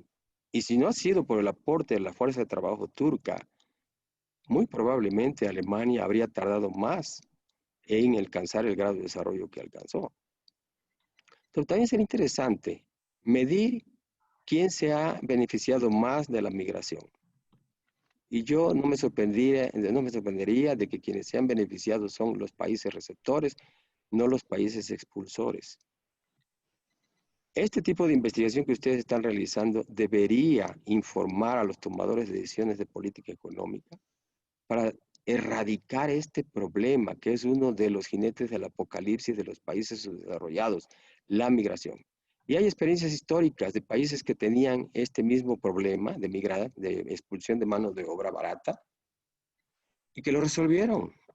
Suecia a fines del siglo XIX y principios del siglo XX era un país expulsor de mano de obra, así como México. Hoy los suecos no emigran. Por lo menos no emigran por pobreza. ¿Cómo lo hicieron? Porque entendieron que era un problema macro, no era un problema micro. Nos podemos divertir haciendo análisis micros, pero el problema de fondo es macro. Y ya que pues estoy planteándoles que es un problema macro y que ustedes lo abordaron bien, lo que hace un rato decía Nancy Müller, yo puedo ponerles en contacto, si ustedes me lo permiten y si ustedes lo desean, ¿verdad? Con un colega que ha hecho investigación también sobre remesas y justo en la línea que señalaba Nancy, ¿no? Su efecto en la balanza de pagos, su efecto en el crecimiento, usando la ley de Third World, pero la original, no ninguna versión espuria de las que por ahí circulan, ¿no? Sino la versión verdadera. Y él tiene mucho trabajo de investigación de remesas. Actualmente es profesor en la Universidad de Chiapas y tiene un trabajo muy interesante. Entonces les puedo poner en contacto si a ustedes les interesa. Creo que se pueden comunicar sus investigaciones y enriquecerse mutuamente, ¿no? Porque ahí este amigo se llama Bruno Sovilla, es italiano de origen, pero ya ha vecindado hace muchos años en Chiapas, y puede haber ahí sinergias de beneficio mutuo. Entonces, de nuevo, felicidades, qué bueno que han entrado a un tema como este, no es nada sencillo. Benjamín planteó otra cosa que también valdría la pena indagar. Yo creo que entre los beneficiarios de los migrantes están estas casas financieras que hacen las transferencias y se quedan con una parte, si no del león, del cachorro de león, se quedan con una parte de las remesas. Y aquí está el problema de regulación financiera. ¿Qué regulación financiera hay para que estos buitres de las finanzas no se coman el esfuerzo de los migrantes que con tantas dificultades pueden acopiar los dólares o los euros y puedan transmitirlos a sus familias. Felicidades nuevamente. Muy bien. Muchas gracias, doctor Parretti. Doctora María, ¿le gustaría comentar algo? María Isabel. Pues sí, pues la verdad es que me siento y creo que puedo pluralizar, al igual que Roy, muy contenta de haber despertado tanto interés por parte de ustedes. Agradecemos muchísimo los comentarios, todos los hemos anotado. Y bueno, pues es súper valiosa todas las opiniones de ustedes. Yo particularmente, como saben, valoro muchísimo las del doctor Benjamín, las del doctor Ignacio Corrotini, porque fueron mis maestros. Entonces hoy es un honor, además, a mis colegas. Y bueno, pues nada, también a Roy, que es un excelente coautor y con quien se ha podido trabajar muy, muy, muy bien. Por mi parte es todo y bueno, de verdad, gracias por el espacio. Muchas gracias, doctor Benjamín. ¿Palabras finales o...? Bueno, en el mismo tono que lo hizo el doctor Corrotini Hernández, agradecer mucho a los expositores del día de hoy, así como también a la audiencia virtual que nos distingue con sus enlaces y comentarles que pues la próxima reunión, que es dentro de 15 días, pues estará el doctor Samuel Ortiz Velázquez con un tema pues por demás interesante sobre la inversión extranjera directa en México. Entonces nos interconecta en cierto sentido pues con los temas precedentes. Además, el caso de estudio, la industria siderúrgica en México, pues le permitirá las mediciones, las relaciones de diversas variables, y ello pues también anticipa una buena sesión la próxima vez, ¿no? En específico. Muchas gracias. El día de hoy ya nos vamos cerrando la reunión. Muchas gracias por los expositores y por todos los que estuvieron presentes y aportando las preguntas. Nos vemos hasta en 15 días. Muchas gracias. Hasta luego. Hasta luego. Adiós.